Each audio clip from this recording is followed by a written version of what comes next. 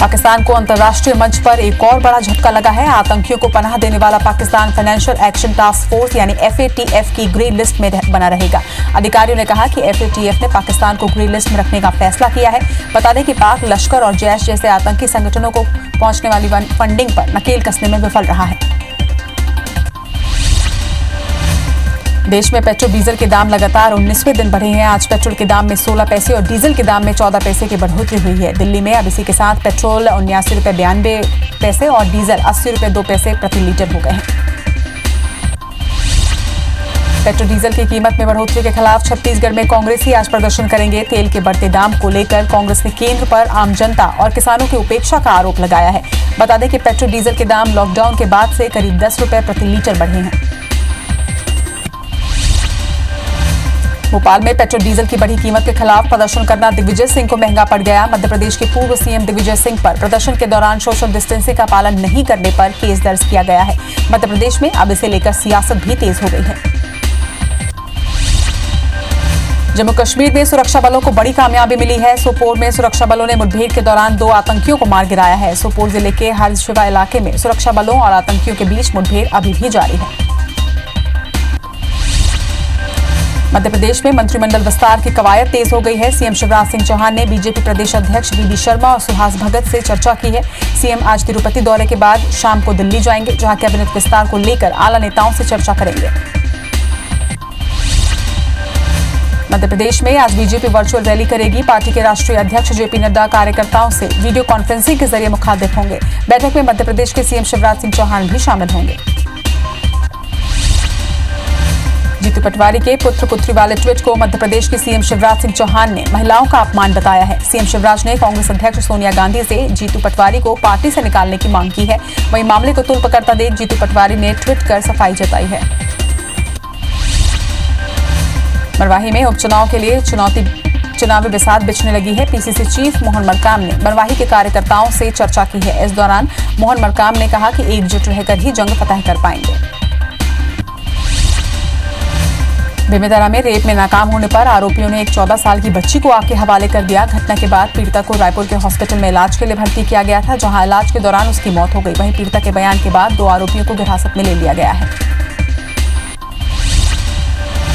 मध्य प्रदेश के 12 जिलों में मौसम विभाग ने भारी बारिश का अलर्ट जारी किया है। वहीं छत्तीसगढ़ के कई इलाकों में आज भी बारिश होने के आसार हैं। बता दें कि 2 दिन पहले छत्तीसगढ़ में जमकर बारिश हुई थी। मध्य प्रदेश के कुछ जिलों में भी जमकर बारिश हुई। बारिश से नदियां भी उफान पर हैं। बिलासपुर के कानन पिंडारी जू में नर तेंदुए की मौत की खबर है। इसी जू में कुछ दिन पहले ही चीतल और लकड़बग्घे की भी मौत हुई थी। वहीं गरियाबंद में कुत्तों के हमले से सांभर की मौत हो गई है। छत्तीसगढ़ चैंबर ऑफ कॉमर्स और कैट ने मुख्यमंत्री भूपेश बघेल को चिट्ठी लिखकर मॉल खुलवाने की अपील की है। मॉल नहीं खुलने की वजह से हजारों परिवारों को आर्थिक समस्याओं का सामना करना पड़ रहा है। वहीं शहर के सभी मॉल्स में सुपर बाजार शुरू से ही चल रहे हैं। ऐसे में बाकी दुकानों को खोलने में परेशानी भी नहीं आएगी। मध्य प्रदेश से बीजेपी राज्यसभा सांसद संपतिया उइके ने चीन और चीनी उत्पाद के विरोध की मुहिम छेड़ी है। संपतिया इस मुद्दे पर देश में जनजागरण की बात कही। उन्होंने अपने मंडला स्थित निवास पर, जहां जिले की महिला मोर्चा पदाधिकारियों के साथ इस मुद्दे पर चर्चा कर चीनी सामान के विरोध की शपथ भी ली। भोपाल में सद्भावना अधिकार मंच और न्यू मार्केट व्यापारी संघ ने दुकानों पर पोस्टर चिपकाकर चाइनीज सामान के बहिष्कार की मुहिम चलाई है। मंच और संघ के सदस्यों ने दुकानों पर बॉयकॉट चाइनीज प्रोडक्ट के पोस्टर भी चिपकाए। मंच ने ग्राहकों से चीन की वस्तुएं नहीं खरीदने और दुकानदारों से चाइनीज सामान नहीं रखने की अपील की है। अमनपुर क्षेत्र में कल शाम राजस्व, खनिज और पुलिस विभाग ने संयुक्त रूप से कार्रवाई करते हुए डंप कर रखे गए रेत को जब्त कर लिया है। डंप करने वाले लोगों की पहचान कर उनके खिलाफ केस दर्ज कर कार्रवाई की जा रही है। जबलपुर में रामपुर मानवा बस्ती के EWS बिल्डिंग में दरार आने से हड़कंप मच गया। एहतियातन पूरी बिल्डिंग को खाली कराकर सभी रहवासियों को सामुदायिक भवन में शिफ्ट कर दिया गया है। महासमुंद जिले में बारिश ने शासकीय कार्यों की गुणवत्ता की पोल खोलकर रख दी है। जिले में पिछले जून में 120 मिलीमीटर बारिश और अभी तक 303 मिलीमीटर वर्षा हुई है, जिसके जिले के रायतुंग में अमोरा मार्ग की पुलिया जो PWD ने बनवाई थी वो बह चुकी है। वहीं नतई नाला का बैराज भी इस बारिश में बह गया है। अभनपुर के ग्राम बनेगा भाटा में अज्ञात चारपहिया की ठोकर से बाइक सवार की पुलिया में गिरने से मौत हो गई है। धमतरी मड़ेली का रहने वाला परसराम साहू घर वापसी के दौरान दुर्घटना का शिकार हो गया। किसान के माध्यम से घटना की जानकारी मिलते ही पुलिस ने मृतक की शिनाख्ती की। इसके बाद परिजनों को सूचना देकर मर्ग पंचनामा कार्रवाई की गई। बलरामपुर जिले के बरिया के ग्राम पंचायत भेस्की में क्रेशर मशीन में युवक की छत विक्षत लाश मिलने के मामले में एसपी ने जांच कमेटी गठित की है। मामले में अभी तक मृतक की शिनाख्त नहीं होने के कारण पुलिस की जांच आगे नहीं बढ़ पा रही है। ऐसे में पुलिस के ऊपर ही सवाल खड़े हो रहे हैं। वहीं मामले में एसपी ने बारियों चौकी प्रभारी को भी हटा दिया है। इंदौर में शारीरिक शोषण और धोखा देने के मामले में 2 आरोपियों को गिरफ्तार कर कोर्ट में पेश किया गया है। पीड़िता ने महिला थाने में शिकायत दर्ज कराई थी कि उसके साथ उसके दोस्त ने पहले दोस्ती की और उसके बाद शारीरिक शोषण करता रहा।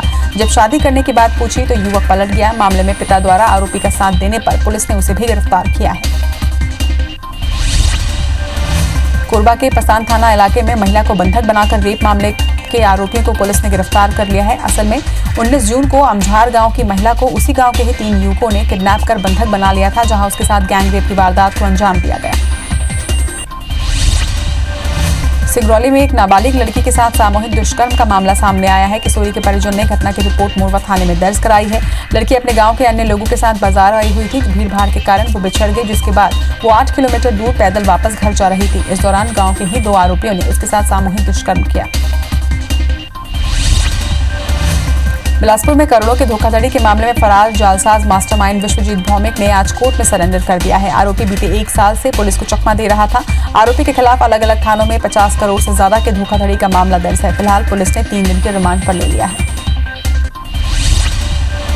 धमतरी पुलिस ने एक बार फिर सट्टा खाई वालों के खिलाफ अभियान चलाकर बड़ी कार्रवाई की है। कोतवाली पुलिस ने थाना अंतर्गत अलग अलग क्षेत्रों में 8 सट्टा खाई वालों को गिरफ्तार किया है। वहीं कार्रवाई में सटोरियों में हड़कंप मचा हुआ है। खाई वालों से लाखों रुपए की सट्टा पट्टी और करीब 20,000 रुपए नगद बरामद किए गए हैं। छत्तीसगढ़ के थानों में संक्रमण का खतरा लगातार बढ़ने से रायपुर के सभी थानों को सैनिटाइज किया जा रहा है। मंदिर हसौद का स्टाफ और पुरानी बस्ती थाना प्रभारी के रिश्तेदार की कोरोना पॉजिटिव आने के बाद थाने में बढ़ते खतरे के मद्देनजर ये छिड़काव किया गया। ग्वालियर में शराब पीने से रोकने पर पति ने पत्नी की गोली मारकर हत्या कर दी। हत्या के बाद पति मौके से फरार हो गया। घटना की सूचना मिलते ही पुलिस मौके पर पहुंची और मामले की जांच पड़ताल में जुटी हुई है। इंदौर के राजेंद्र नगर थाना क्षेत्र में मॉर्निंग वॉक पर निकली एक महिला को बदमाशों ने बंदूक की नोक पर चेन कान के टॉप से तुड़वा कर लेकर भाग गए। वहीं पास में लगे कैमरे में बाइक पर सवार बदमाश महिला की रेकी करते हुए फुटेज में कैद नजर आ रहे हैं। पुलिस फुटेज के आधार पर आरोपियों को पकड़ने में जुटी हुई है। रायगढ़ जिले में लगातार हो रही हाथियों की मौत पर सांसद गोमती साय ने राज्य सरकार पर निशाना साधा है। इधर कांग्रेस ने कहा कि हाथियों की मौत पर बीजेपी राजनीति कर रही है। भाजपा कार्यकाल में भी लगातार हाथियों की मौतें होती रही हैं, तब बीजेपी ने चुप्पी साध रखी थी। मोदी जी लेमरू प्रोजेक्ट को आगे बढ़ाए हैं, तो निश्चित है राज्य सरकार को आगे बढ़ के काम करना चाहिए। यही सरकार थी जो पहले हाथी कॉरिडोर नहीं बना था, तब केंद्र शासन को भी बोल रहे थे और राज्य शासन को भी बोल रहे थे, लेकिन आज तो कांग्रेस की सरकार है, आज तो करना चाहिए ना। भारतीय जनता पार्टी इसको लेकर सियासत कर रही है। इससे पहले भी हाथियों की मौत हुई है, तब भारतीय जनता पार्टी मौन थी। आज कांग्रेस की सरकार है तो गोमती साय अचानक जागरूक होकर अचानक जाग गई है और ये इस प्रोजेक्ट को लेकर कांग्रेस के ऊपर आरोप लगा रही है। बलरामपुर के राजपुर वन परिक्षेत्र में एक हाथी लगातार अतौरी के जंगल में घूम रहा है, जिससे ग्रामीण डरे हुए हैं। ग्रामीणों को डर है कि कहीं भोजन की तलाश में हाथी गांव में ना घुस आए। फिलहाल गांव पहुंची वन विभाग की टीम ने लोगों को हाथी के करीब जाने से मना किया है। डिंडौरी जिले में काले हिरण की मौत मामले में वन विभाग को बड़ी लापरवाही सामने आई है। शेड्यूल 1 के तहत आने वाले दुर्लभ प्रजाति के काले हिरण के शव की सुरक्षा, परिवहन और पोस्टमार्टम के लिए विशेष प्रोटोकॉल का प्रावधान है, मगर इस हिरण के शव को आवारा जानवर की तरह ऑटो में डालकर पोस्टमार्टम के लिए जिला मुख्यालय लाया गया। दुनिया भर में कोरोना के मामले बढ़कर करीब 95 लाख तक पहुंच गए हैं। कुल मौत का आंकड़ा 4,83,000 से ज्यादा हो चुका है। वहीं पूरी दुनिया में 51 लाख से ज्यादा मरीज इस संक्रमण से ठीक हुए हैं। एक दिन में 2.2 लाख नए मरीज बढ़े हैं। अमेरिका में कोरोना से अब तक 24,63,000 से अधिक लोग प्रभावित हुए हैं। अमेरिका में अब तक 1,24,000 से ज्यादा लोगों की इस संक्रमण से मौत हो चुकी है। वहीं लगभग 10,39,000 से ज्यादा मरीज ठीक भी हुए हैं। कोरोना के मामले में ब्राजील विश्व में दूसरे स्थान पर है। यहाँ कोरोना मरीजों की संख्या 11,92,000 के पास पहुंच गई है। ब्राजील में कोरोना से अब तक करीब 53,874 लोगों की मौत हो चुकी है। वहीं इलाज के बाद 6,50,000 से ज्यादा लोग ठीक भी हुए हैं। कोरोना के मामले में रूस विश्व में तीसरे स्थान पर है। यहाँ कोरोना मरीजों की संख्या 6 लाख को पार कर चुकी है। रूस में कोरोना से अब तक 8,513 लोगों की मौत हो चुकी है। वहीं इलाज के बाद 3,68,000 से ज्यादा लोग ठीक भी हुए हैं। देश में कोरोना ने 4,72,000 का आंकड़ा पार कर लिया है। देश भर में एक दिन में 15,868 नए मरीज जुड़े हैं। देश में अब तक 2,71,000 से ज्यादा मरीज ठीक हो चुके हैं, तो वहीं 14,907 लोगों की कोरोना से मौत भी हुई है। देश के रिकवरी रेट में भी सुधार हुआ है। महाराष्ट्र में कोरोना के आंकड़े 1,42,000 को पार कर गए हैं। अब तक 6,739 लोगों की मौत हो चुकी है। वहीं महाराष्ट्र में एक्टिव मरीजों की संख्या 62,000 को पार कर गई है। एक दिन में 3,889 नए मामलों के साथ 4,161 मरीज ठीक हुए हैं। मुंबई में मरीजों का आंकड़ा 69,528 पर पहुंच गया है। देश की राजधानी दिल्ली में कोरोना मरीजों की संख्या 70,000 के पार हो गई है। अब तक 2365 लोगों की यहां मौत हो चुकी है। वहीं दिल्ली में कोरोना से 41,000 से ज्यादा लोग ठीक हो चुके हैं। बता दें कि एक दिन में लगभग 2,865 लोग रिकवर हुए हैं। तमिलनाडु में कोरोना मरीजों का आंकड़ा 67,000 को पार कर गया है। कोरोना से अब तक 833 लोगों की यहां मौत हो चुकी है। वहीं बता दें कि प्रदेश में एक दिन में लगभग 2,516 नए मरीज सामने आए हैं। वहीं 24 घंटे में 1,227 मरीज ठीक भी हुए हैं। देश में गुजरात कोरोना के मामले में चौथे स्थान पर है। गुजरात में अब तक 29,000 कोरोना पॉजिटिव मिले हैं। प्रदेश में अब तक 1,736 लोगों की मौत हो चुकी है। वहीं 21,000 लोग कोरोना को हराकर घर भी जा चुके हैं। एक दिन में 575 नए मरीजों की पुष्टि हुई है। वहीं 25 लोगों की मौत भी हुई है। छत्तीसगढ़ में कुल संक्रमितों का आंकड़ा 2,421 पर पहुंच गया है। प्रदेश में एक्टिव मरीजों की संख्या 808 हो गई है। वहीं अब तक 1,601 मरीज ठीक होकर डिस्चार्ज हुए हैं। प्रदेश में अब तक 12 लोगों की मौत हुई है। वहीं राहत की बात यह कि छत्तीसगढ़ में रिकवरी रेट में तेजी से सुधार हो रहा है। मध्य प्रदेश में कोरोना के कुल पॉजिटिव केस 12,481 पर पहुंच गए हैं। मध्य प्रदेश में 535 मरीजों की अब तक मौत हो चुकी है। वहीं अब तक प्रदेश में 9,482 मरीज ठीक भी हुए हैं और मध्य प्रदेश में एक्टिव मरीजों की संख्या 2,441 है।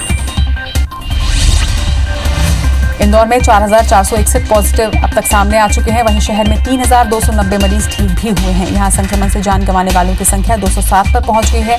वहीं शहर में औसतन संक्रमण से मरने वाले मरीजों का आंकड़ा चौंकाने वाला है।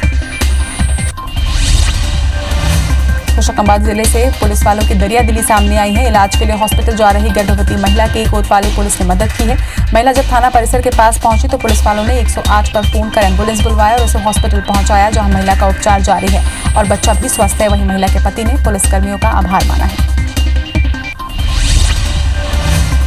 कोंडागांव के अनंतपुर में पदस्थ सहायक परिक्षेत्र अधिकारी मनोज भंडारी पर ग्रामीणों ने रिश्वतखोरी का आरोप लगाया है। अधिकारी ग्रामीणों से मुर्गा, बकरा, मछली, घी समेत नगद रुपए लिया करते थे। इसके लिए अधिकारी पर अक्सर ग्रामीणों को धमकाने का भी आरोप लगा है। ग्रामीणों की शिकायत पर कलेक्टर पुष्पेंद्र कुमार मीना ने तत्काल मामले की जांच के निर्देश दे दिए हैं। प्रदेश में रोका छेका अभियान के साथ धमतरी नगर निगम ने आवारा मवेशियों को पकड़ना शुरू कर दिया है। 3 दिनों में निगम ने करीब 50 मवेशियों को पकड़कर कांजी हाउस में भिजवाया है। आवारा मवेशियों के सड़कों पर घूमने से लोगों को भी काफी परेशानी होती रही है। इसके साथ ही 417 पशुपालकों को सड़क पर मवेशी नहीं छोड़ने के लिए शपथ पत्र भी भरवाए गए हैं। लोरमी इलाके में लगातार हो रही भारी बारिश से यहां की सहकारी समितियों में रखा हजारों क्विंटल धान पानी में सड़ रहा है। लोरमी में 25 खरीदी केंद्रों के जरिए धान खरीदी की गई है। समितियों में समय पर धान का उठाव नहीं होने से धान खराब हो रहा है। लोरमी के 15 खरीदी केंद्रों में 20,000 क्विंटल धान अभी भी परिवहन के लिए पड़ा हुआ है। ग्वालियर में जीवाजी विश्वविद्यालय की बड़ी लापरवाही सामने आई है। जनवरी में हुई LLM की सेमेस्टर परीक्षा में छात्रों के साथ बड़ा खिलवाड़ किया गया है। 16 जनवरी को drug addiction, criminal justice and human right विषय का 100 नंबर का पेपर था, मगर मूल्यांकन के दौरान 80 नंबर का पूर्णांक मानकर कॉपियां चेक की गईं, जिसके नतीजे आने पर कई छात्र फेल हो गए हैं। सतना में नगर निगम के एक सफाई कर्मचारी ने नगर निगम के वर्कशॉप में कार्यरत एक कर्मचारी के घर के आगे पूरे मोहल्ले का कचरा डाल दिया। विरोध करने पर कर्मचारी ने दबंगाई दिखाते हुए कहा कि उसे ऐसा करने के लिए निगम के स्वास्थ्य अधिकारी ब्रिजेश मिश्रा ने कहा है।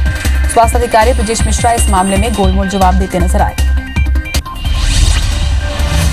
मंडला जिले को मेडिकल कॉलेज की सौगात मिली है। केंद्रीय इस्पात राज्य मंत्री फग्गन सिंह कुलस्ते ने इस बात की जानकारी दी है। उन्होंने बताया कि केंद्रीय स्वास्थ्य मंत्री ने जिले को मेडिकल कॉलेज की स्वीकृति प्रदान की है। मंडला की गोंजी पंचायत में मेडिकल कॉलेज भवन बनेगा। इसके लिए करीब 1 करोड़ रुपए की राशि भी स्वीकृत की जा चुकी है।